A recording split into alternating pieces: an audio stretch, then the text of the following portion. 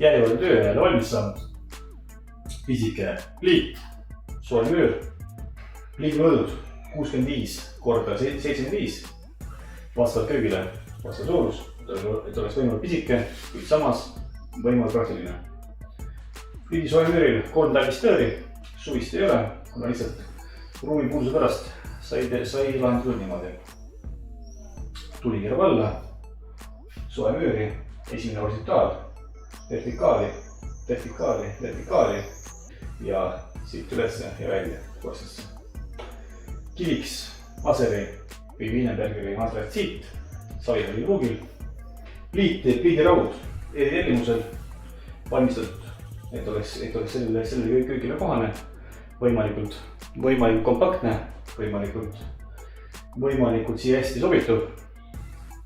Uks gaasist, paranenud suure koldega, et ei peaks kohe seda kolle täitma. Puud on suhteliselt pikkadele puudele, 3-5 sentistele puudele on kolle siis määratud. Luugid vastavalt kliendi sovile, kliendi poolt soovitud disainile. Ja alati me lahendame siis soe müürid alati pöördsilmitega, et liukssilmitega jäävad alati need pikad varred ja alati lennutahv, aga pöördsilmiga seda muret kunagi ei ole. Ja mugav avada ja mugav sulgeda. Muud sulgeda ja avada ja mugav. Ja sellele soe müürile viil on siis kokku 5 tamuluuki, et oleks ääretult mugav puhastada. Ja igat pidi ka loogiline juurdepääs ka korstnapühki ja lõõridele.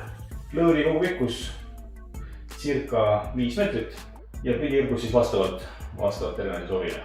Soojamüür siis teise külje pealt. Siin on ka lõõride käigud näha. Kenasti näha tamuluukide järgi. Ja siin on siis ka piimalõõri otsale pandud tamaluuk, et oleks väga ligipääs sinna ossa.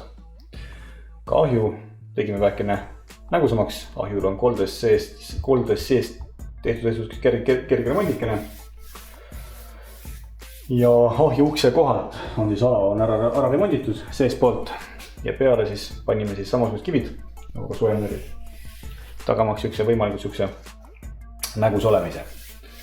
Ja klient siis valis värvid ja värvis ka ahju uuesti üle, et see vana ahi veel mõne aasta vastu peaks. Ja kivid on peale lõigatud koha peal vastava tööriista abil ja jäetud siis ka plaadi jooksusest 1,5 senti, et plaat ei vajuks alla päevalduse ajal. Selline siis seekord.